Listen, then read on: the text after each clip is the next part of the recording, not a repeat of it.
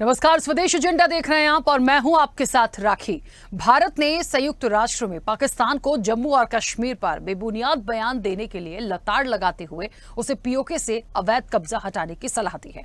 मौका था संयुक्त राष्ट्र यानी यूएन की सुरक्षा परिषद में शांति बनाए रखने के मुद्दे पर हो रही चर्चा की। यहां पाकिस्तान ने एक बार फिर से जम्मू कश्मीर का मुद्दा उठाया।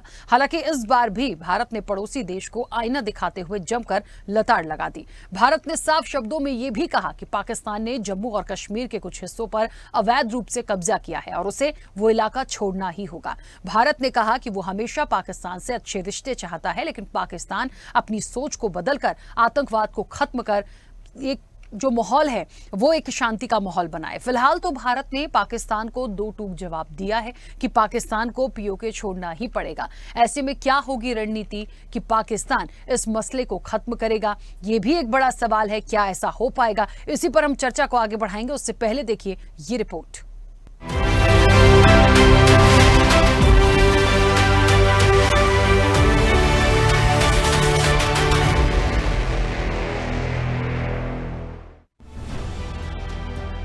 भारत ने संयुक्त राष्ट्र में एक बार फिर पाकिस्तान को पाक अधिकृत कश्मीर पीओके से अपनी अवैध कब्जेदारी खत्म करने का स्पष्ट संदेश दिया। भारत के स्थायी प्रतिनिधि राजदूत पार्वता नेनी हरीश ने पाकिस्तान द्वारा जम्मू कश्मीर के मुद्दे को बार बार उठाने को अनुचित करार देते हुए दोहराया कि जम्मू कश्मीर भारत का अभिन्न अंग है और हमेशा रहेगा। हरीश ने पाकिस्तान से कहा, पाकिस्तान को अपने संकीर्ण और विभाजनकारी एजेंडे को छोड़कर इस मंच पर ध्यान भटकाने की कोशिश नहीं करनी चाहिए। हरीश ने पाकिस्तान को नसीहत दी कि वो अपनी छोटी सोच और देश को बांटने वाली नीतियों को छोड़कर शांति की दिशा में कदम बढ़ाए। दरअसल भारत के स्थायी प्रतिनिधि राजदूत हरीश पी ने पाकिस्तान को आड़े हाथों लेते हुए कहा, पाकिस्तान बार बार हमारे जम्मू और कश्मीर पर बेबुनियाद और अनावश्यक बयान देता है। ऐसे बयान न तो पाकिस्तान के झूठे दावों को सही ठहरा सकते हैं, न ही आतंकवाद फैलाने की उसकी नीति को। यूएन में हो रहे इस बैठक में भारत ने कड़ा संदेश देते हुए कहा, पाकिस्तान को ये समझना चाहिए कि वो जिस पीओके में बैठा है उसे छोड़ना ही होगा।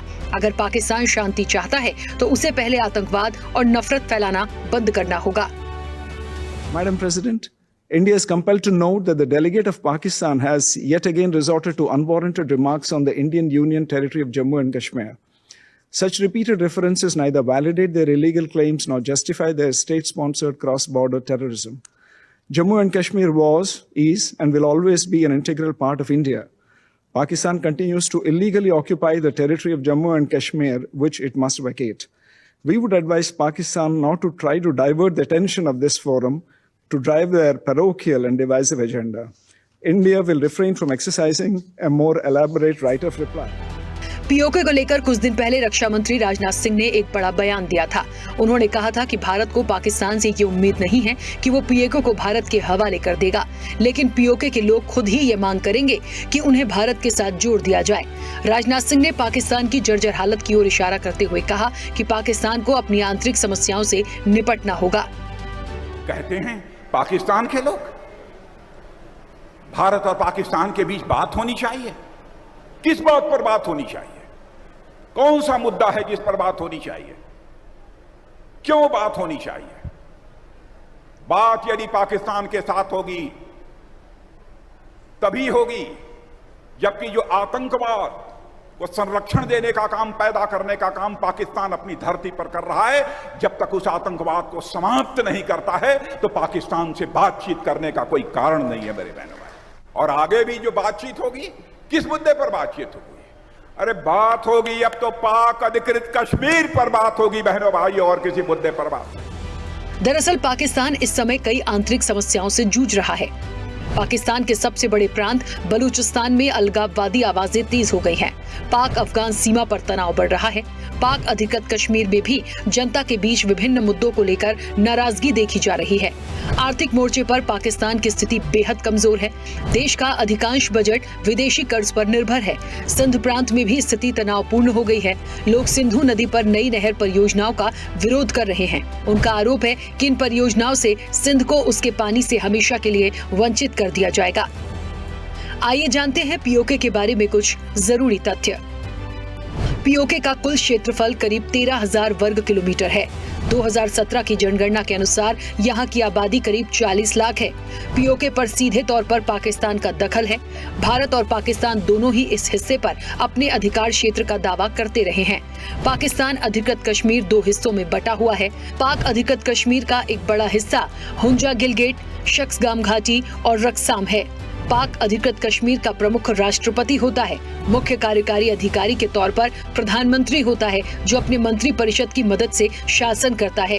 पीओके दावा करता है कि उसकी अपनी सरकार है, लेकिन हकीकत ये है कि ये सरकार पाकिस्तान के नियंत्रण में ही काम करती है। पीओके का अपना सुप्रीम कोर्ट और हाई कोर्ट भी है।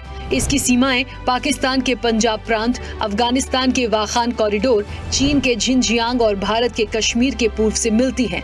ये इलाका भारतीय कश्मीर से करीब 3 गुना बड़ा है। पीओके की राजधानी मुजफ्फराबाद है। यहाँ 8 जिले मीरपुर, भीमबर, कोटली, मुजफ्फराबाद, बाग, नीलम, सुधानोटी और रावलकोट के अलावा 19 तहसीलें और 182 संघीय परिषदें हैं। पीओके के लोग मुख्य तौर से कृषि पर निर्भर हैं। मक्का, गेहूं, वन्य उत्पाद और पशुपालन यहाँ की आय के मुख्य स्रोत हैं। यहाँ मशरूम, शहद, अखरोट, सेब, चेरी और मेवा सबसे ज्यादा होता है। पश्तो, उर्दू, कश्मीरी और पंजाबी इस इलाके की प्रमुख भाषाएं हैं। पीओके में शिक्षा का बुनियादी ढांचा अच्छा नहीं है। स्कूलों और कॉलेजों की कमी है, लेकिन यहाँ की साक्षरता दर 72% है। आंकड़ों की माने तो पीओके में विकास की हालत बेहद खराब है। पाकिस्तान यहाँ के लोगों को भारत के खिलाफ आतंकवादियों के तौर पर इस्तेमाल करता रहा है। मुंबई हमलों के दोषी अजमल कसाब की ट्रेनिंग मुजफ्फराबाद में ही हुई थी। हाशिए पर रहने और पिछड़ेपन के कारण यहाँ पाकिस्तान के खिलाफ गुस्सा रहता है। यहाँ के लोगों में गुस्सा है कि वो लगातार सौतेलापन झेल रहे हैं। इसी वजह से यहाँ हमेशा आजादी के नारे लगते रहते हैं। पाकिस्तान के अंदरूनी हालात, आर्थिक संकट, आतंकवाद और बढ़ते अलगाववादी आंदोलन ये सभी संकेत दे रहे हैं कि पाकिस्तान को पीओके पर अपने नियंत्रण को जारी रखने में कठिनाई हो सकती है। यदि पाकिस्तान की आंतरिक समस्याएं इसी तरह बढ़ती रही तो उसे शायद पीओके को खाली करने के लिए मजबूर होना पड़े। भारत ने जिस तरह से पाकिस्तान को 2 टूक देकर चिताया है, उसका कितना असर आगामी समय में दिखेगा और पाकिस्तान इन चुनौतियों का कैसे सामना करता है, ये देखने वाली बात होगी। चैनल हेड आरपी श्रीवास्तव के साथ एग्जीक्यूटिव एडिटर राखी वर्मा की रिपोर्ट।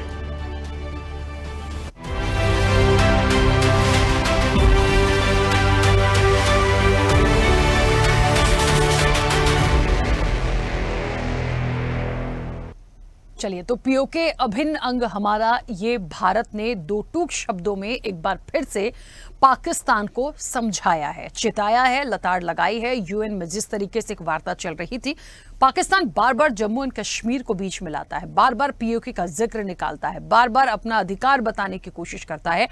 माना कि चीजें हो रही हैं और ये बात सच है कि भारत और पाकिस्तान के बीच में पीओके को लेकर बहुत लंबे समय से जो बात है, जो विवाद है और एक अधिकृत रूप से पीओके किसका, इसको लेकर जो बहस है वो लंबे समय से चल रही है। लेकिन इस बीच बार बार उन चीजों को लाना और कई तथ्यों को देखने के बाद एक बड़ा सवाल उठता है कि पीओके की अभी वर्तमान में स्थिति क्या है।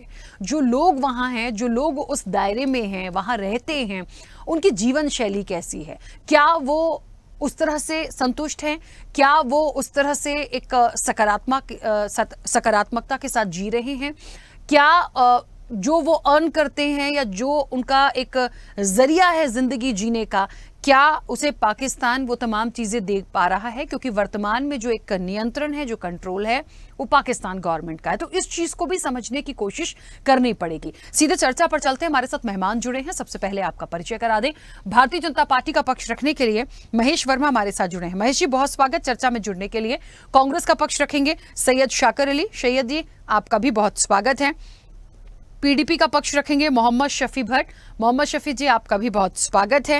नेशनल कॉन्फ्रेंस का पक्ष रखेंगे जावेद रहीम भट्ट। जावेद जी, आपका भी बहुत स्वागत है। राजनीतिक विश्लेषक हैं प्रियदर्शी रंजन। प्रियदर्शी जी, आपका भी बहुत स्वागत है। और विदेश मामलों के जानकार हैं अनुपम तिवारी। अनुपम जी, आपका भी बहुत स्वागत है। मैं चर्चा की शुरुआत सबसे पहले अनुपम जी आपसे करूंगी। मुझे सुन पा रहे हैं? हाँ, अनुपम जी, एक बार फिर से पीओके को लेकर बात हुई है और भारत का बिल्कुल 2 टूक शब्दों में करारा जवाब हमारा है, हमारा रहेगा। बिल्कुल आपको ये चीज पाकिस्तान के लिए उन्होंने कहा कि छोड़ना पड़ेगा। अब छोड़ना पड़ेगा तो क्या पाकिस्तान इतनी आसानी से मान जाएगा? वो तो बौखलाया हुआ है, तमाम बैठकें होने लगी कि ऐसा नहीं और ऐसे क्यों। इफ एंड बट बहुत आए हैं, हमेशा से चले आ रहे हैं, लेकिन आज पीओके के कुछ ऐसे अहम पहलुओं को मैंने देखा। ये बात बिल्कुल सच है, बहुत अलग तरीके से है, बहुत अलग तरीके से लोग हैं। और मुझे लगता है एक आबादी जो आज मैंने देखी, करीब 2017 की जनगणना के अनुसार, एक लंबा वक्त हो गया इसमें भी, 40 लाख है। मतलब तब की जनगणना अभी हम कंपेयर करें तो कितनी चीजें हो गई होंगी, ये सोचने का विषय है। तो पीओके अपने आप में एक बहुत बड़ा हिस्सा है, लोग हैं यहां पर, अपनी एक आबादी है, वो जी रहे हैं। लेकिन पाकिस्तान की जो गवर्नमेंट जिस तरीके से नियंत्रण दिखा रही है, तो उनका खुद का तो कोई एक वजूद बहुत बचा नहीं। वो उनको भी कहीं ना कहीं एक यूज करते हैं आतंकवाद के रूप में। ये बात है। ये लोग जो एक प्रताड़ना झेल रहे हैं, जो परेशान हो रहे हैं, तो वो तो खुद ही समर्थन कर देंगे कि भारत के पास हम चले जाएं, ये होना चाहिए। पर इसकी राह को आसान कैसे करें, ये सब जानते हुए भी वो चीजें नहीं आ पा रही यहां। वाजिब है। और हकीकत यह है कि कश्मीर की जो समस्या है, पीओके की जो समस्या, माफ कीजिएगा, कश्मीर की अब कोई समस्या नहीं बची है। पीओके की जो समस्या है, और पीओके जो कि भारत का अभिन्न अंग है और भारत में मिलना चाहता है, तो ये तभी पॉसिबल हो पाएगा जब आवाज पीओके की तरफ से उठेगी। देखिए, भारत उन देशों में शामिल है जो कि युद्ध को विकल्प नहीं मानते हैं। बहुत ही जब जरूरत पड़ जाए, देश की सुरक्षा पर कुछ घात हो जाए, तभी भारत युद्ध के लिए जाता है। लेकिन अगर पीओके का जो बात अगर हम लोग करते हैं, तो हमारे रक्षा मंत्री जी ने कुछ समय पहले ये बात कही थी और सबके सामने कही थी, और ये कहा था कि एक दिन ऐसा आएगा जब पीओके के अंदर से खुद आवाजें उठेंगी, पीओके के लोग खुद भारत में शामिल होना चाहेंगे। पीओके के लोग जब ये देखेंगे कि उनको पाकिस्तान ने कहां का रख छोड़ा है और भारत वाले कश्मीर में किस तरह से डेवलपमेंट के काम चल रहे हैं, किस तरह से भारत उनके ऊपर इन्वेस्ट कर रहा है, किस तरह से भारत वहां की ह्यूमन कैपिटल को और बेहतर कर रहा है, जब ये चीजें देखेंगे तो अपने आप वो भारत में मिलने की कोशिश करेंगे। और ये कोशिश भारत को आसान करनी पड़ेगी, भारत को हाथ बढ़ाना पड़ेगा, उनको ये दिखाना पड़ेगा कि हम आपके लिए हैं, आप हमारे ही हैं, और हमारे साथ आपको मिलने में कोई तकलीफ नहीं होगी। तो ये दिन आने वाला है, और ये कोई आम स्टेटमेंट नहीं था, भारत के रक्षा मंत्री का स्टेटमेंट था। और दूसरी जो सबसे बड़ी बात इधर हुई है कि पीओके को लेकर के भारत का सन 1948 से एक ही स्टैंड था कि ये भारत का अंग है और पाकिस्तान ने जबरन इस पर कब्जा कर रखा है। लेकिन पाकिस्तान ने यूनाइटेड नेशन में और तमाम देशों के अंदर जाकर के बार बार ये बात बोली कि ये एक डिस्प्यूटेड टेरिटरी है, और डिस्प्यूटेड टेरिटरी को कहते कहते यूनाइटेड नेशंस ने भी उसको डिस्प्यूटेड टेरिटरी कहना शुरू कर दिया था। तो अब मौजूदा सरकार ने एक ये सबसे बेहतर काम किया है कि इस जो एक नैरेटिव पाकिस्तान की तरफ से सेट किया जा रहा था कि वो डिस्प्यूटेड टेरिटरी है, उसके बारे में साफ साफ, चाहे वो हरीश जी हो जो भारत के उच्चायुक्त हैं यूनाइटेड नेशंस में, या फिर हमारे विदेश मंत्री डॉक्टर जयशंकर हो, या फिर रक्षा मंत्री राजनाथ सिंह हो, सबने बार बार ये बात कही और इस बात को स्पष्ट रूप से समझा दिया पूरे विश्व को कि पीओके डिस्प्यूटेड टेरिटरी नहीं है, पीओके भारत का ही अंग है। और अब पीओके के लोग जब चाहेंगे भारत में आकर के मिल सकते हैं, भारत उनको सहूलियत देगा। ये बात बहुत बड़ी चीज है, और ये दर्शाती है कि हिंदुस्तान का माइंडसेट ऐसा है कि वो पीओके को अब अलग छोड़ने को तैयार नहीं है।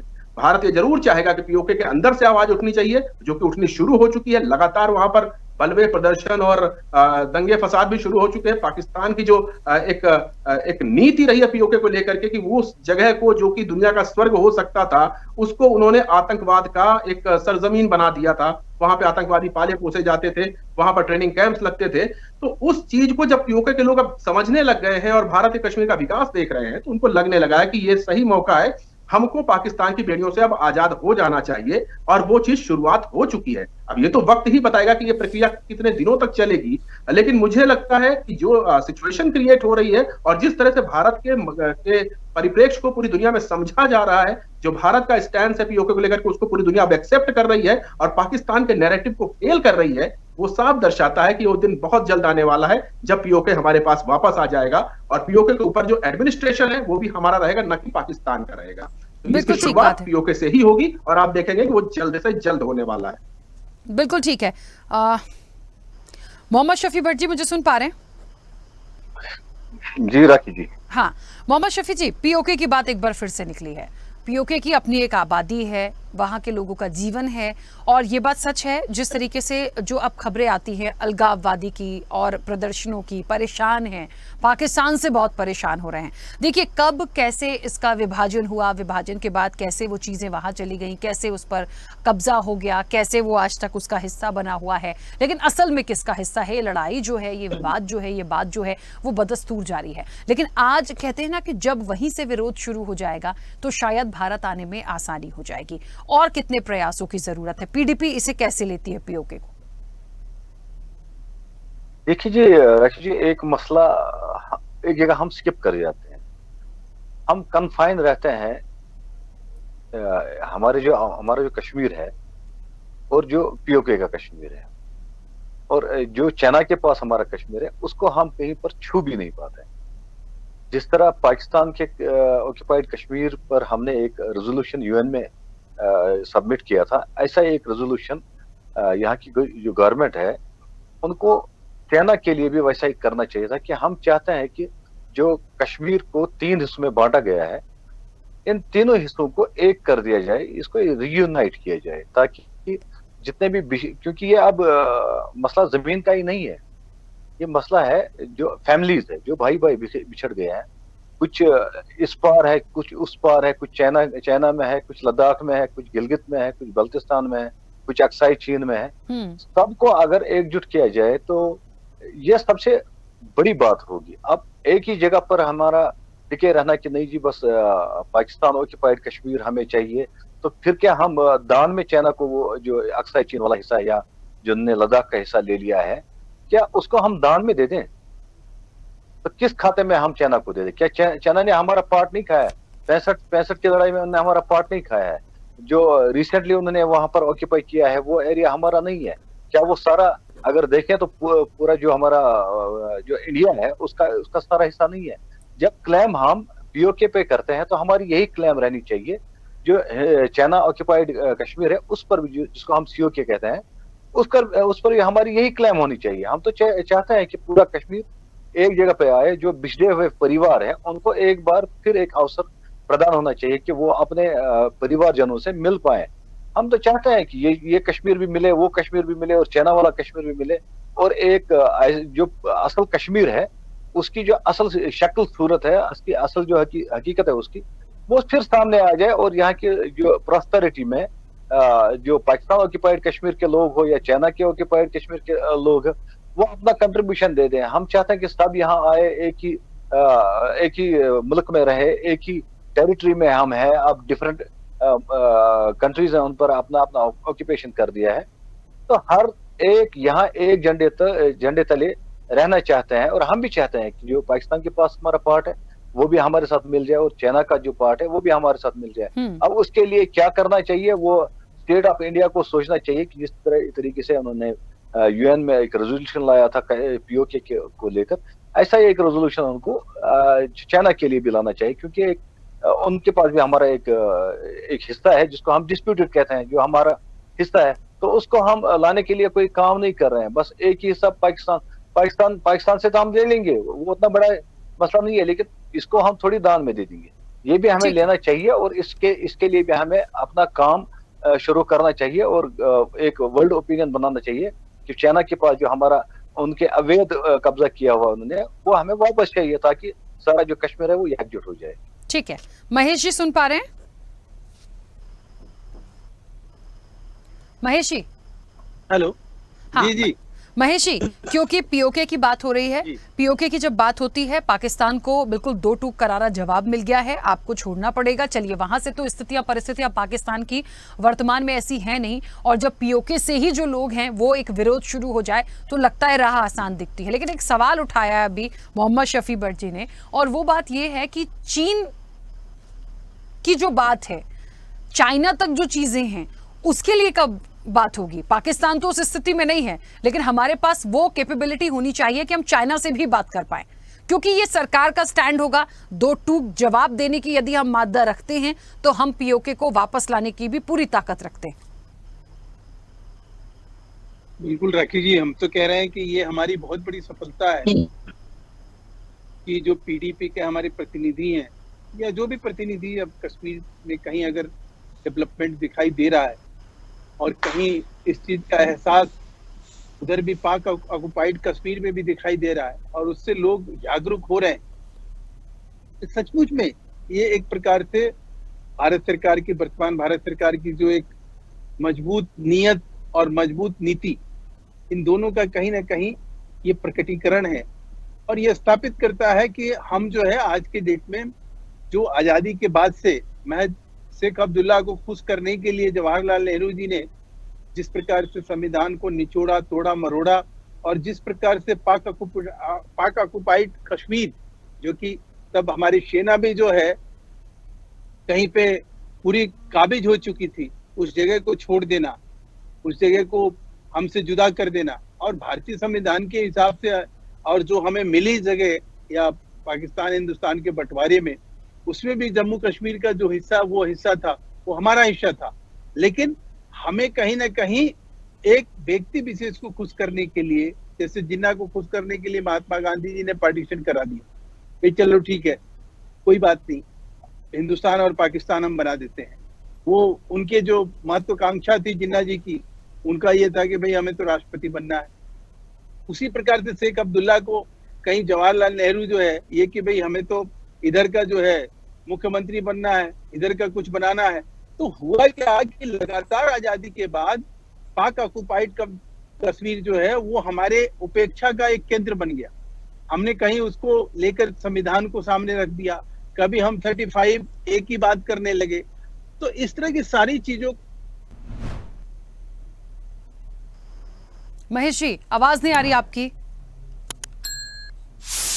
चलिए आपको एक बार फिर से कनेक्ट करने की कोशिश करेंगे। सैयद शाकिर अली जी सुन पा रहे हैं? बिल्कुल सुन पा रहा हूँ सर, पीओके पर ये एक करारा जवाब जो दिया गया सरकार की तरफ से, भारत की तरफ से, सरकार की तरफ से मैं नहीं कहूंगी, भारत की तरफ से, और पीओके होगा, लगातार जो विरोध हो रहा है, पाकिस्तान अपनी आंतरिक समस्याओं से जूझ रहा है, ऐसा लगता है ये राह आसान है। लेकिन कई सारे सवाल हैं, जैसे पीडीपी का अपना मानना है कि आप यहाँ से तो तमाम चीज़ों को लाने का प्रयास कर रहे हैं, तो क्या चाइना के पास जो चीज़ें हैं वो दान में दे देंगे? कैसे आएंगी चीज़ें, क्या मानते हैं? जी नमस्कार। सबसे पहले तो मुझे बड़ा अच्छा लगा जो आपने सरकार की तरफ से कहा था, फिर आपने अमेंड करके चेंज करके भारत की तरफ से कहा। एक्चुअली भारत की नीति इतनी गंदी नहीं होती है। भारत की नीति में देश हित होता है, भारत की नीति में दुश्मनों के भी प्यार देके सुधारने की नीति होती है। लेकिन ये तो सिर्फ बिल्कुल दोगली बात करने वाले हैं, बेगानी शादी में अब्दुल्ला दीवाने जैसे लोग हैं। अभी भाजपा के जो प्रवक्ता महोदय बैठे थे, इन्हें क्या पता देश क्या होता है, आजादी क्या होता है, मोहब्बत क्या होता है। इनके पास एजेंडा में सिर्फ यूएसपी में हिंदू मुस्लिम के अलावा कुछ नहीं है। ये नकली सर्जिकल स्ट्राइक करते हैं जो देश में जगव्यापी चीज है। इनके पास कुछ नहीं है। पूरे भारत में जहां जहां इनकी सरकार है वहां बुलडोजर चलाते हैं। एक अमुक जाति के मकान को तोड़ करके उन्हें डिमोलाइज करके उन्हें तोड़ना चाहते हैं। पूरे देश में गंदे लोगों को मैसेज देना चाहते हैं कि जो हमारा भारत फूलों का गुलदस्ता था वो अब कीचड़ के कमल जैसा ही हो चुका है। इनके पास कुछ नहीं है। जहां भी गवर्नमेंट बनती है, दिल्ली में जिस दिन गवर्नमेंट बनी उस दिन अगले दिन इनके सीएम का एजेंडा हो गया कि मैं अकबर रोड नाम बदलूंगी, औरंगजेब रोड नाम, मतलब ये एजेंडा है इनका, नाम बदलना। जमुना में जाकर के जेसीबी उतार देने से कहती है मैंने जमुना साफ कर दिया। तो देश बड़े गुमराही के दिशा में चल रहे हैं। बड़ी अच्छी बात की पीडीपी के हमारे भाई ने कि चाइना, अमेरिका, रशिया, इन लोगों के बारे में तो बात की, नेपाल तक गाली दे देता है हमें। आज हमारे देश की स्थिति इन लोगों ने इतनी खराब कर दी इंटरनेशनल लेवल पे कि नेपाल भी कुछ बोल देता है और हम चुपचाप बैठे रहते हैं। ये पाकिस्तान करके सिर्फ कट्टरवादी जो अंग्रेजों के वंशज हैं, जो मुगलों के असली औलाद हैं, जिनकी एक रिश्तेदार राजस्थान की डिप्टी सीएम बनी बैठी हैं, तो मुगलों के असली औलाद ये हैं।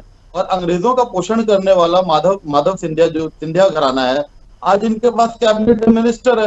अरे राखी जी, कसनी करनी उल्टी होती है। मुझे बताओ ये कौन सा बदतमीज आदमी है कि ये इस तरह की बातें करने लगा? बदतमीज नहीं, तुम्हारा बाप है, तुम्हारा बाप है। बदतमीजी की बात करते हो, चुपचाप से सुनो बात हमारी।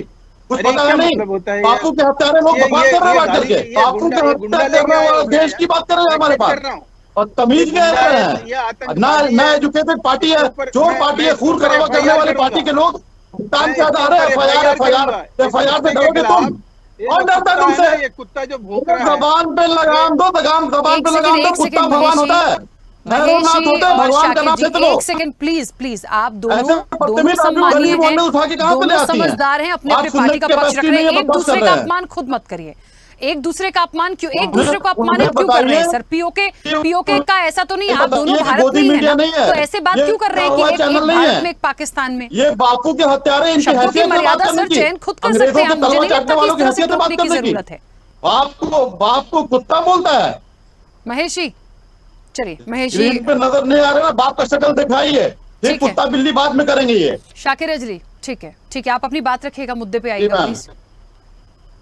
बिल्कुल मैं मुद्दे पे था, मैं बार बार कह रहा हूँ कि देश हित, देश की बात वही करने के लिए अधिकृत होते हैं जिनका देश के आजादी में योगदान हो।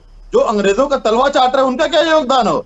वो आए दिन टीपू सुल्तान के खिलाफ बोलेंगे, महाराणा प्रताप की बात करेंगे, मतलब देश में डेवलपमेंट की बात नहीं करेंगे, एजुकेशन की बात नहीं करेंगे, इंफ्रास्ट्रक्चर की बात नहीं करेंगे, हेल्थ की बात नहीं करेंगे, सिर्फ हिंदू मुस्लिम। इनके प्रधानमंत्री जाके बिरयानी खाते हैं पाकिस्तान में। अरे हम तो कहते हैं कि अखंड भारत हो जाए, अफगानिस्तान भी हमारा हो जाए, पाकिस्तान भी हमारा हो जाए, बांग्लादेश भी हमारा हो जाए, लेकिन इन जाहिलों को क्या पता अखंड भारत का मतलब।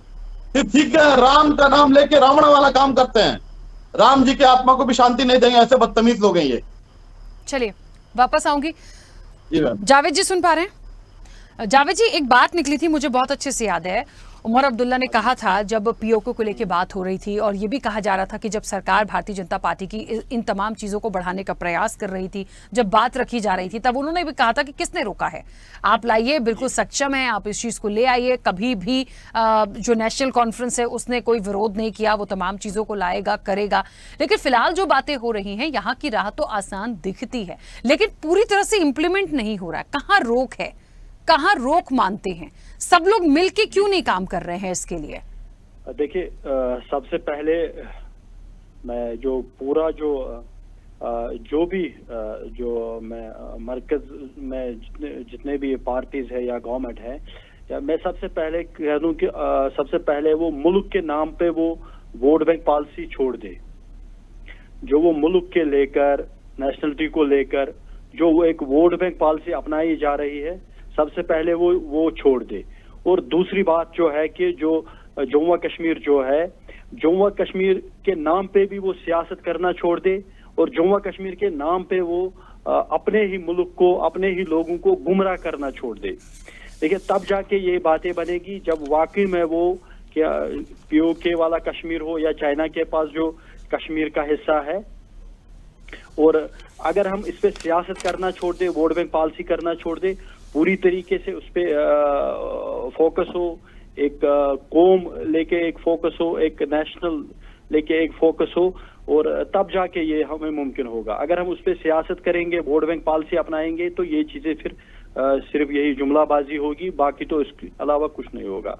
और दूसरी रही जो बात, जो जम्मू कश्मीर नेशनल कॉन्फ्रेंस या जो ऑनरेबल सीएम उमर साहब ने जो बात की है, उमर साहब ने बात की है भी, हम भी चाहते हैं कि जम्मू कश्मीर के जो पीओके वाला कश्मीर हो या चाइना के पास कश्मीर, हम चाहते हैं कि ये एक हो जाए। हम चाहते हैं कि इस पे बात करें या इस पे जो भी आगे करना है कि वो करे, ये एक हो जाए। रही बात जो जम्मू कश्मीर के लोग हैं, जो जम्मू कश्मीर की उनको भी साथ लेके चलना है। ये तब तक मुमकिन नहीं होगा जब तक आप जम्मू कश्मीर के, खासकर जो यहाँ के लोगों की मैं बात करूं, इनकी जो एस्पिरेशंस है, उनके जो जुनून है, जज्बात है, जो सेंटिमेंट है लोगों का यहाँ, उनको साथ लेके हमें चलना है। न कि हमें उनको महसूस करना है कि हम उनके नाम पे सियासत करेंगे। जैसे अभी हमारे जो अपने जो राइट्स है अपने मुल्क में, अपने हिंदुस्तान के अपने मुल्क में हमारे अपने जो राइट्स है, वो राइट्स हमें मिलने चाहिए, वो देना चाहिए। और इन लोगों की सेंटिमेंट का ख्याल रखना चाहिए, एस्पिरेशन का ख्याल रखना चाहिए। और पूरा जो भारतवर्ष है, पूरा जो हिंदुस्तान हमारा मुल्क है, कि एक हो और इस पे सियासत ना हो, वोट बैंक पॉलिसी ना हो, एक प्रॉपर एक प्लानिंग हो, तब जाके एक कौम मुत्तहिद हो, तो ये चीजें मुमकिन हो सकती है। ठीक है, वापस आऊंगी जावेद जी। प्रियदर्शी जी मुझे सुन पा रहे हैं? जी प्रियदर्शी जी, देखिए ये मुझे बड़ा अजीब सा लगा जब भारतीय जनता पार्टी और कांग्रेस की थोड़ी सी अभी नोकझोंक हुई, और इसलिए अजीब लगा क्योंकि मैंने एक बात कही थी, भारत में ही बैठे हैं हम, ऐसा एकदम से प्रिटेंड हुआ जैसे कोई पाकिस्तान में है, कोई भारत में है, हम सब भारत में हैं। जब कह रहे हैं जम्मू कश्मीर अभिन्न अंग था, है और हमेशा रहेगा। आज भारत लगातार जिस तरीके से अपने हर रणनीति पर काम कर रहा है, जिस तरह से प्रयास है, पाकिस्तान की जो स्थिति हो गई है वो उसके अपने खुद के कर्मों से हुई है।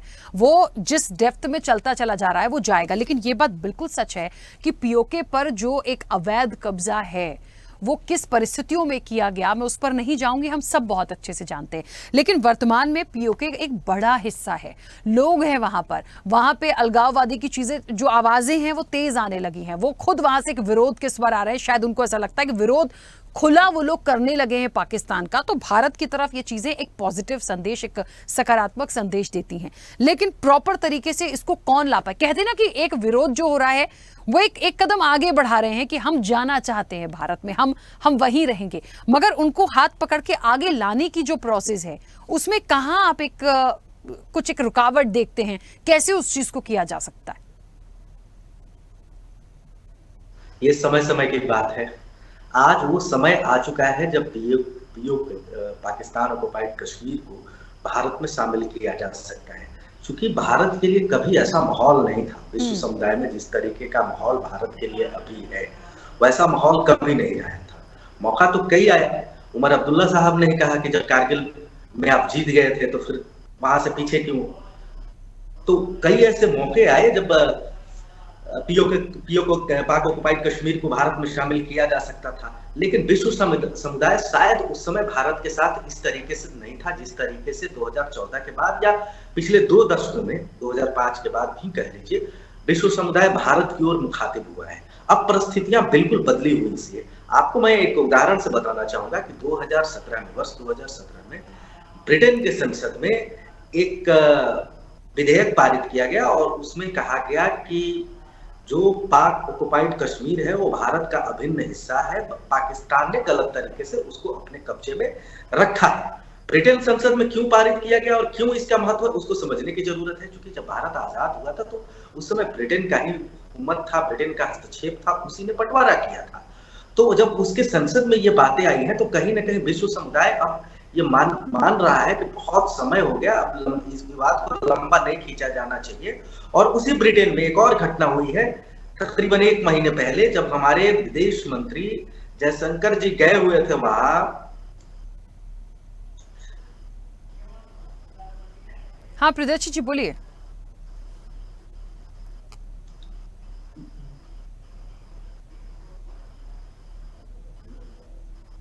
नहीं किया है। जो आपको मैं याद दिलाना चाहूँ कि वो कश्मीरियों ने अपनी मर्जी से किया है। उसमें ब्रिटेन का कोई रोल ही नहीं बना है। उसमें ब्रिटेन का कोई रोल नहीं है। ब्रिटेन का कोई रोल नहीं है। 47 में आप बात मेरी सुन लीजिए। 47 में नहीं मैं भड़का नहीं रहा हूँ। मैं आपको तथ्य बता रहा हूँ कि 47 में कश्मीरियों ने अपनी विल का इजहार करके इंडिया के साथ एक्सेशन किया था। एक करके बोले ना प्लीज। ठीक है मोहम्मद शफी भाई जी, ये गलत डायरेक्शन में ले जा रहे हैं। ये गलत डायरेक्शन में ले जा रहे हैं। 1947 में कश्मीरियों ने कुछ बताने की कोशिश की है। यदि आपको आपत्ति है तो बिल्कुल बोलिएगा। ब्रिटेन का रोल नहीं रहा है। मैं फिर एक उदाहरण दे रहा हूं। उसी इंग्लैंड से, उसी ब्रिटेन से उदाहरण दे रहा हूं। पिछले 1 महीने पहले हमारे विदेश मंत्री वहां गए थे तो कुछ पाकिस्तानी पत्रकारों ने उनसे कुछ सवाल पूछा था। तो उसके जवाब में हमारे विदेश मंत्री ने कहा था कि पीओके हमारा है और हम ले लेंगे।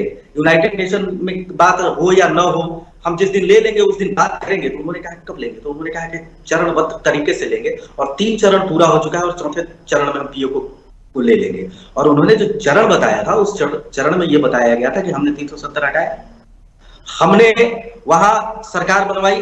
370 कॉन्स्टिट्यूशन ऑफ इंडिया, वो तो कॉन्स्टिट्यूशन ऑफ इंडिया, वो कॉन्स्टिट्यूशनल गारंटी थी, वो थोड़ी हमने ब्रिटेन में दिया था। आप बोलने दीजिए, आपकी बारी आएगी, आप बोल लीजिएगा। तो और उन्होंने तीसरी बात कही कि हम जम्मू कश्मीर में विकास करना चाहते हैं, जो सतत प्रक्रिया कर रहे हैं। अब 4था चरण जो आने वाला है वो है कि हम पाक ऑक्युपाइड कश्मीर को किस तरीके से भारत में ले, और किसी दिन ये हो सकता है। फिर एक उदाहरण मैं देता हूं, एक बात उद्धत करना चाहता हूं कि हमारे रक्षा मंत्री ने कहा कि इसी सरकार के कार्यकाल में ये पाकिस्तान ऑक्युपाइड कश्मीर को हम भारत में ले लेंगे। तो देखिए, गृह मंत्री भी कहते हैं कि हम पाकिस्तान ऑक्युपाइड कश्मीर को भारत में लाएंगे। तो बहुत चाइना के पास जो हिस्सा है वो कब ले रहे हैं? चरणबद्ध मैं यही बता नहीं, मैं फिर एक उदाहरण दे देता हूं और अब आपके लिए उदाहरण दे देता हूं। पेशवा ने दिल्ली के, बाजीराव पेशवा ने दिल्ली पर चढ़ाई। देखिए, मैं आपको बता दूं कि 2019 के बाद भी चाइना ने एक एरिया कैप्चर किया है। पूरी तरीके से तर्कों के साथ, मैं भी आपको फैक्चुअली बता रहा हूँ, तथ्यों के साथ बात कर रहा हूँ। देखिए 2019 के बाद पाकिस्तान ने कोई एरिया कैप्चर नहीं किया, बल्कि चाइना ने किया। उससे कब ले रहे हो आप? हम तो चाहते हैं कि चाइना वाला हिस्सा भी आ जाए। हम थोड़ी स्टिक रहना चाहते हैं। हम तो चाहते हैं सारा जो कश्मीर है वो एक हो जाए। हम थोड़ी पाकिस्तान, बस हम चाहते हैं कि पूरा जो है, पूरा कश्मीर है ना, वो एक हो जाए। चाइना के पास जो थोड़ी उनको हम यहाँ बैंड में दे देंगे, वो तो लेते रहे हैं। ठीक है शफी भट्ट जी, एक सेकेंड। प्रियदर्शी जी, आवाज नहीं आ रही आपकी।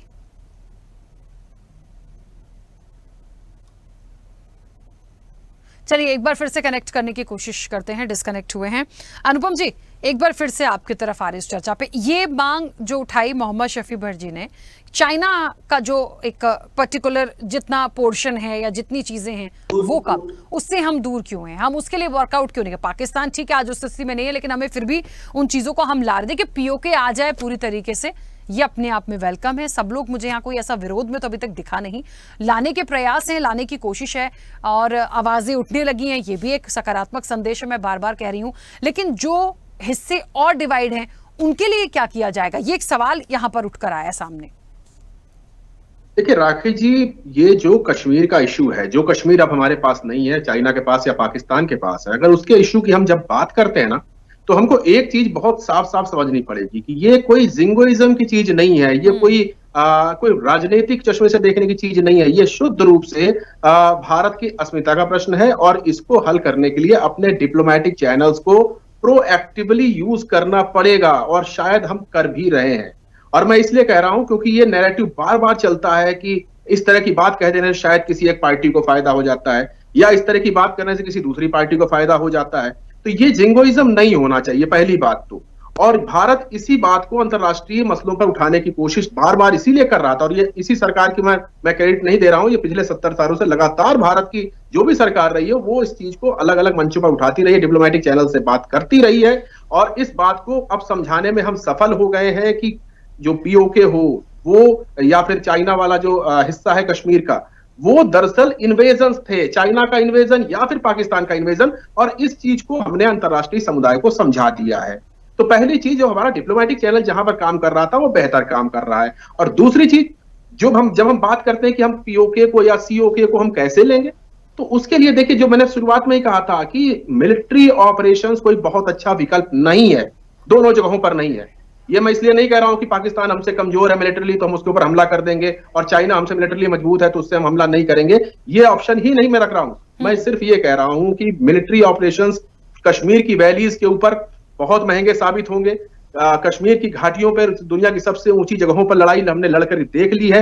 निश्चित रूप से हम जीते, कारगिल युद्ध जीते, जो भी झड़पें होती हैं वहां पर हम जीतते जरूर हैं, लेकिन उसमें हमें कितने लोगों की कुर्बानियां देनी पड़ती हैं, कितने संसाधन खत्म होते हैं, कितनी ज्यादा मालियत का नुकसान होता है। तो इस चीज को हमें समझना पड़ेगा। और युद्ध कभी भी, लड़ाइयां कभी भी मुनाफे का सौदा नहीं होती, ये चीज हमको समझनी चाहिए अपने इतिहास से।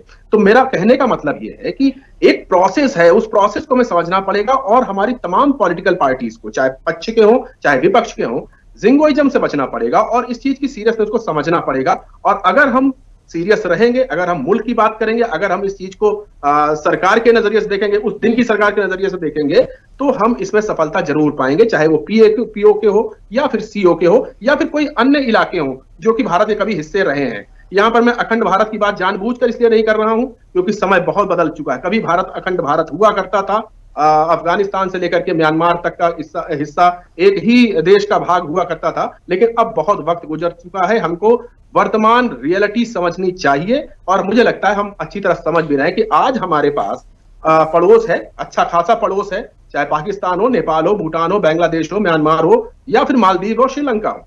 तो पहली चीज, जो भारत सरकार, जहां पर मैं गलतियां भी गिना दूं, तो भारत सरकार जहां पर थोड़ा सा मेरी आंखों में थोड़ा खटकती हैं चीजें, कि हम पाकिस्तान या चाइना को हम अलग हटा दें, लेकिन हमको अपने बाकी पड़ोसियों के साथ इस तरह के ताल्लुकात रखने पड़ेंगे। और बेहद जरूरी है कि जब कोई बड़ा मंच आता है या फिर जब कोई बड़ा मुद्दा आता है अंतर्राष्ट्रीय स्तर का या दूसरे पड़ोसियों के स्तर का, तो उसमें हमारे पीछे लॉबी खड़ी होनी चाहिए, जो कि अब नहीं खड़ी होती दिखती है। बांग्लादेश हमसे छिटक रहा है, नेपाल हमसे नाराज है, सिर्फ भूटान के बारे में कैसे।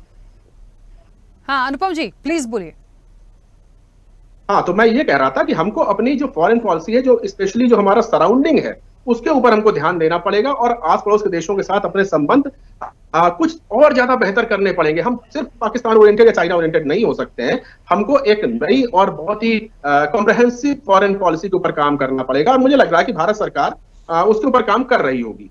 ठीक है, एक बात और है अनुपम जी, मुझे जो आपसे जानना था, क्योंकि आप विदेश मामलों के जानकार हैं, आज बहुत कुछ पीओके के बारे में कुछ अहम चीजें पढ़ने को मिली, जानने को मिली, और अमूमन क्या हुआ, क्या विवाद था, ये सब लोगों को पता है। लेकिन मैं बार बार उसकी आबादी पे और तमाम चीज़ों पर इसलिए आई हूँ क्योंकि कई सारे लोग हैं जो कृषि आधारित काम कर रहे हैं, वहाँ की अपनी एक लैंग्वेज है, वहाँ का अपना एक प्रशासन है। मतलब मुझे एक तरह से पीओके के बारे में बहुत डिटेल्स में जाने के बाद ये लगा अपने आप में इतना सक्षम एक जगह है, फिर भी एक अवैध कब्जे की वजह से कंट्रोल पाकिस्तान की गवर्नमेंट करती है। तो यदि ये विरोध और बढ़ता है और पाकिस्तान कहीं ना कहीं कमजोर है, भारत ने ये भी कहा है हम पाकिस्तान को बुरा नहीं कहते, हम रिश्ते खराब नहीं कर रहे हैं, लेकिन वो जो गलत तरीके से वहां के लोगों को यूज कर रहा है, आतंकवादी गतिविधियों में लाने की कोशिश करता है।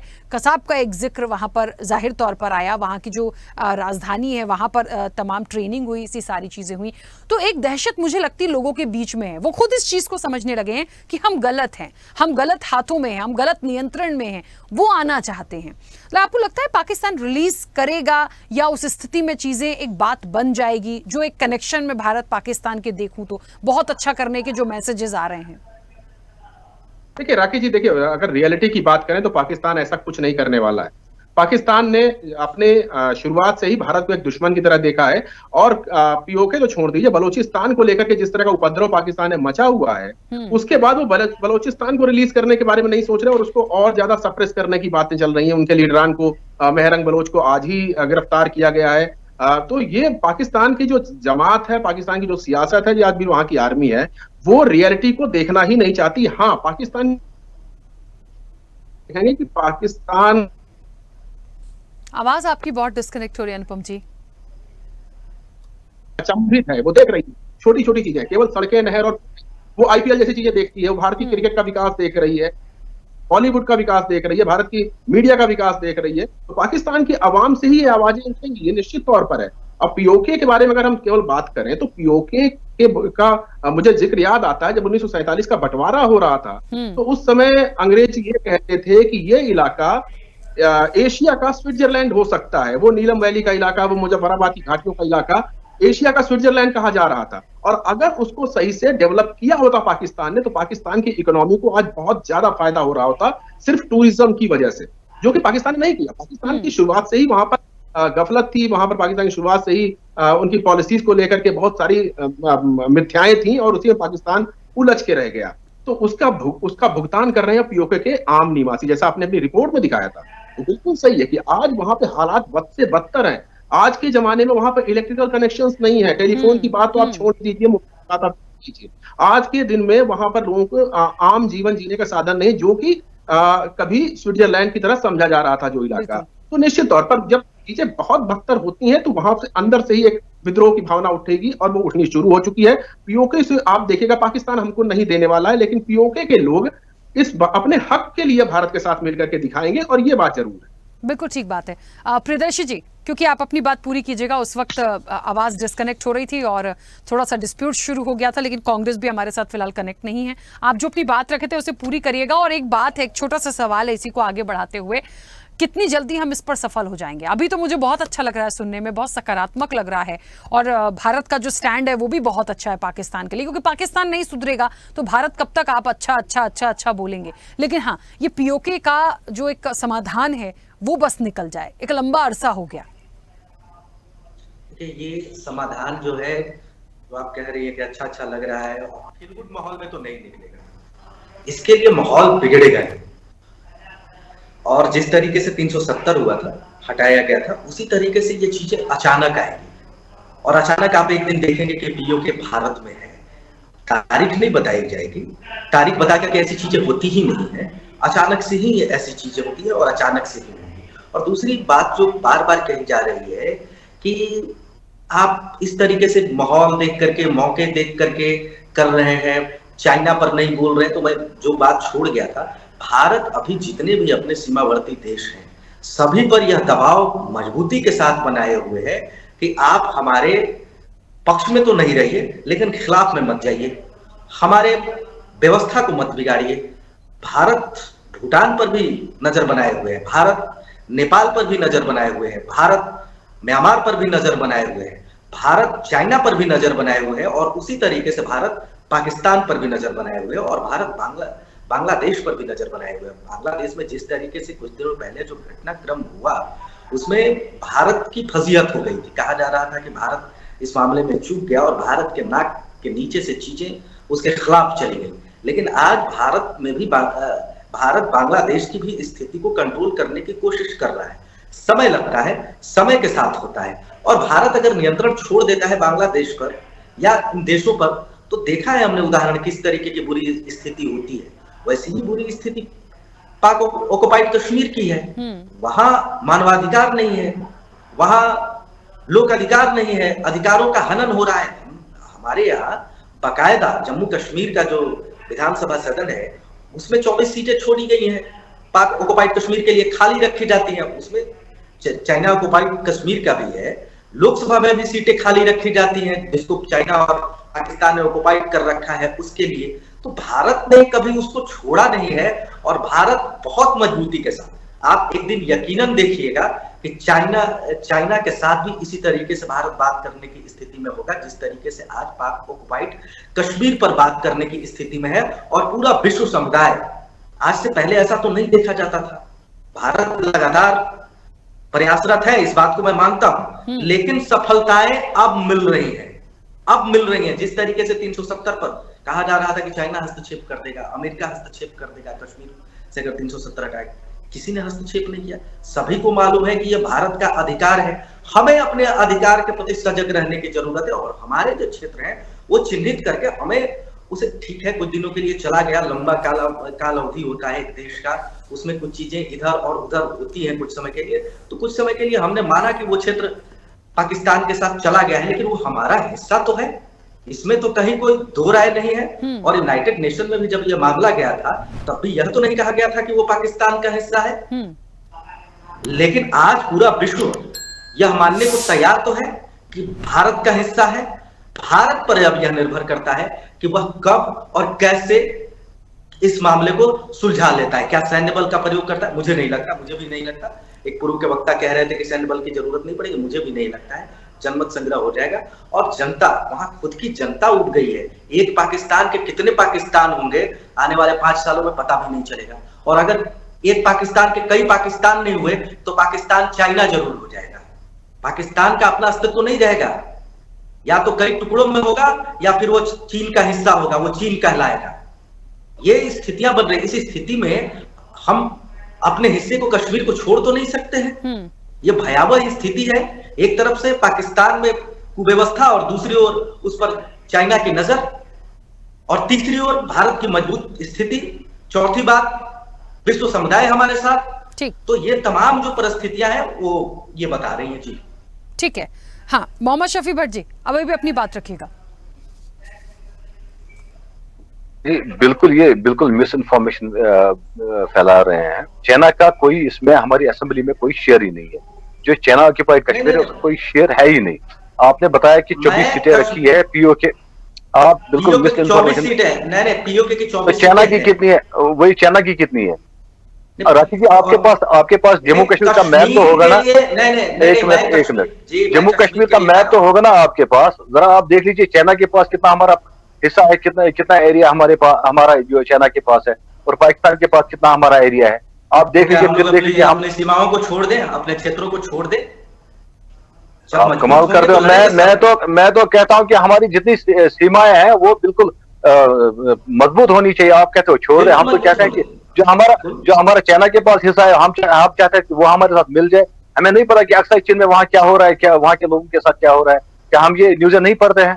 हमें नहीं पता कि पीओके में क्या होता है। क्या भारत का चाइना के साथ विवाद नहीं चल रहा है? नहीं, भारत क्या पीछे हट रहा है? देखिए, भारत के साथ चाइना का सीमा विवाद नहीं चल रहा है? लद्दाख के साथ मैं तो वही कह रहा हूँ, सीमा विवाद वही कह रहा हूँ कि क्या भारत ये कश्मीर, ये लद्दाख के साथ साथ ये तो अरुणाचल प्रदेश में भी आ रहा है, क्योंकि हम चाइना के साथ अरुणाचल प्रदेश की सीमा पर क्या भारत की सेना घुटने टेके हुए है? घुटने टेके नहीं है, लेकिन एक चीज है ना, डिस्प्यूट तो क्रिएट किया जा रहा है। अगर हम अपना हिस्सा जो हमारा है, अगर हम मजबूती से उसको, जब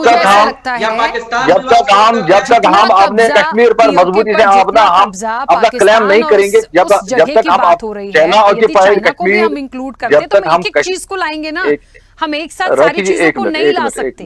एक चीज लाने में तो इतना वक्त लग गया, खुद चीजें आने के लिए अब उतारू है, तो मुझे लगता है थोड़ा सा वेट करना पड़ेगा।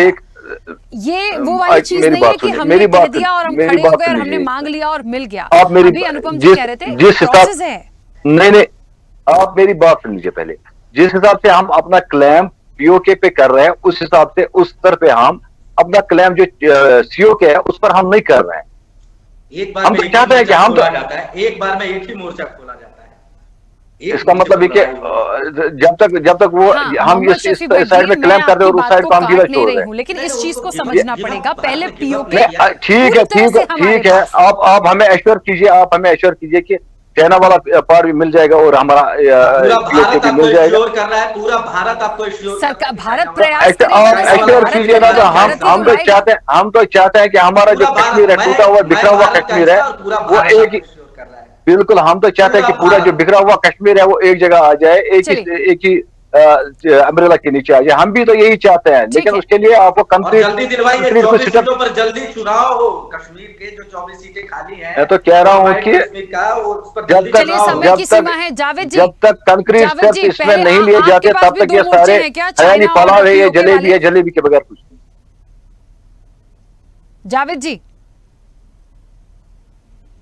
जावेद जी शायद हमारे साथ नहीं जुड़े हैं। ठीक है, मुझे हाँ जावेद जी प्लीज, आपका भी मत यही है क्या? बहुत संक्षिप्त प्रतिक्रिया आपकी। पहले पीओके ले लें, फिर चाइना वाले चीजों को समझें, या दोनों के लिए इकट्ठे मोर्चे खोल दें? देखिए, सबसे पहले आपको आपकी जो फॉरेन पॉलिसी है, आपकी जो डिप्लोमेटिक पॉलिसी है, पहले उस पर जो एक स्टैंड होता है वो लेना होता है। और सबसे बड़ी जो मैं यहाँ बात कर रहा हूँ, जो हमें जो मुल्क है, हमारी जो कंट्री है, जो भी हमारी फॉरेन पॉलिसी है, या जो जम्मू कश्मीर का जो हिस्सा पार्ट जो चाइना के पास है या पीओके के पास है, देखिए उसमें हमें एक स्टैंड लेना चाहिए। हमें उसमें कहीं एक साइलेंस नहीं होनी चाहिए, तो दूसरी तरह हम शोर मचाइए। और हमें एक डिप्लोमेटिक तरीके से भी, फॉरेन पॉलिसी से भी, और इसमें पूरा एक मुल्क जो है, पूरा एक जो कौम है, जब तक वो मुत्तहिद नहीं होगा, तब तक ये जो हम फॉरेन पॉलिसी या डिप्लोमेटिक पॉलिसी से चलाएंगे, ये चीजें मुमकिन नहीं होती है।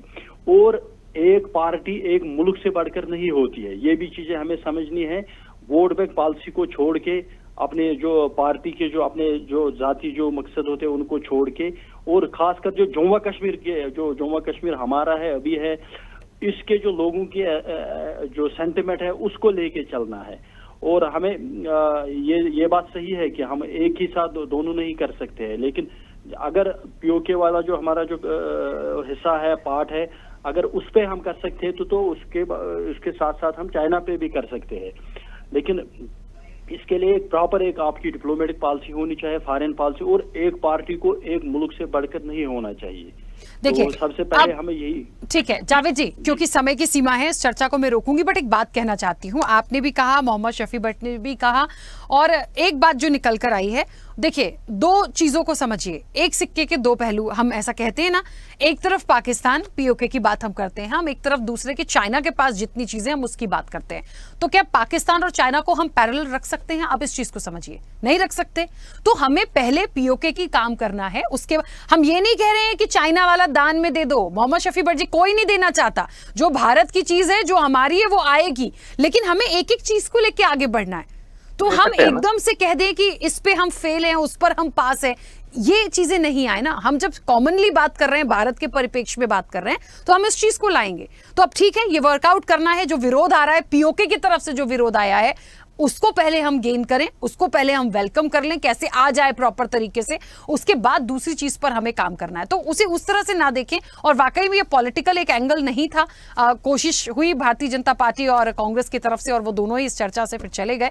तो मुझे वो थोड़ी सी नोकझोंक भी अच्छी नहीं लगी, क्योंकि ले दे के हमेशा हर मुद्दे पर मोदी जी को कोसना या हर मुद्दे पे आके एक विशेष जाति वर्ग के लिए बात करने लगना, ये विषय नहीं था। भारत में तो सभी लोग हैं, ये समझने का एक विषय। खैर, आप सभी का बहुत शुक्रिया इस चर्चा में जुड़ने के लिए। तो एक बात बहुत महत्वपूर्ण है, देखिए, भारत का पाक को करारा जवाब है।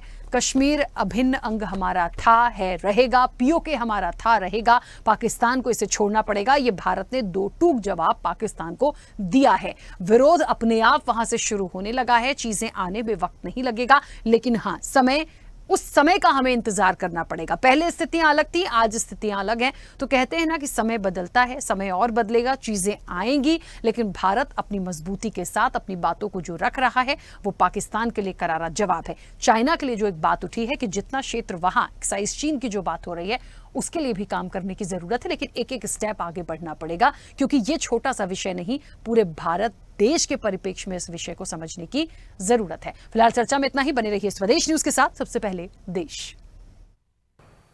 ऐसे ही वीडियोस के लिए लाइक करें, शेयर करें, फॉलो करें।